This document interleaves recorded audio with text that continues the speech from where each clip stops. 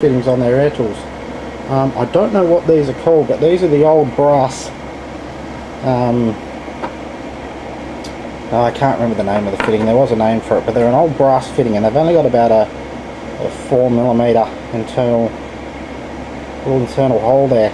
Now, when you're using things like rattle guns, grinders, sanders, anything that needs a lot of flow, not necessarily pressure but flow, you'll find that these are very restrictive. Very restrictive. The fittings I prefer to use are called Nitto, or these are Chinese copies of the Nitto. And as you can see from that, and of course that's a screw-in fitting, so it's got a you know, an adapter, the male and then a male 3/8 thread.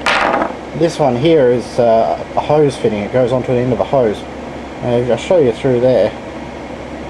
In fact, the size difference is that much that almost fits completely in there. Another thing with these old brass fittings was they actually had a locking ring, which sort of, when you push the buttons in it, sort of got pushed out. When you let go of the buttons, they let back in and grab on that little ring down the bottom there. Little ring? Yeah. Now, these ones don't work like that. They actually have a ball bearing, grips on that part. They're all a sequence of ball bearings.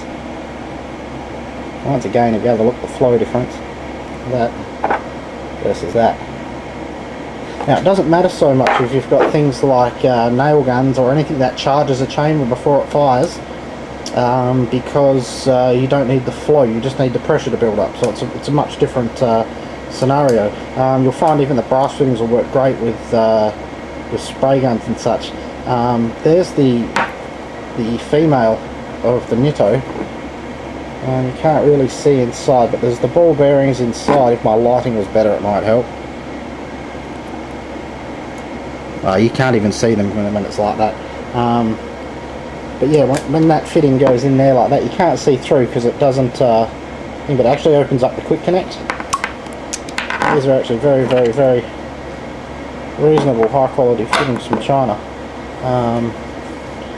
Yeah, and basically the whole thing here is if you guys have got problems with your rattle guns not making enough power, you can't get enough power out of your air grinder, your air sander, first thing to check, make sure all of your air fittings are at least the 3/8 size there, because if not, you're just not getting enough flow. It just won't work. That's the end of this part of the video. Thanks for watching.